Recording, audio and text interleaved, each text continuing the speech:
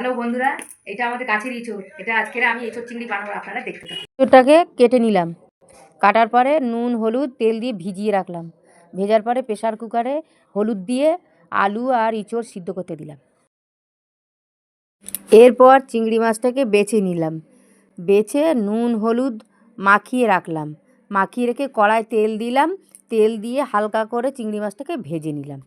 তারপর কড়ায় তেল দিলাম, দিয়ে জিরে তেজপাতা দিয়ে ফোড়ন দিলাম। ফোড়ন দিয়ে পেঁয়াজটা ভালো করে ভাজলাম, ভেজে ওতে আদা রসুন গরম মশলা দিয়ে কষে নিলাম। কষার পরে জিরের গুঁড়ো ধনের গুঁড়ো দিয়ে আর পেঁয়াজ বাটা টমেটোর বাটা দিয়ে কষে নিলাম। সামান্য একটু তেল দিলাম, এবার এঁচোড়টা দিয়ে দিলাম। নেড়ে নিয়ে আলুটা দিয়ে দিলাম, নেড়ে নিয়ে গরম জল ঢেলে দিলাম। এবার ভাজা চিংড়ি মাছটা ওতে ফেলে দিলাম। কিছুক্ষণ ফোটার পর ওটাকে নামিয়ে নিলাম। তৈরি হয়ে গেল আজকের আমাদের এঁচোড় চিংড়ি।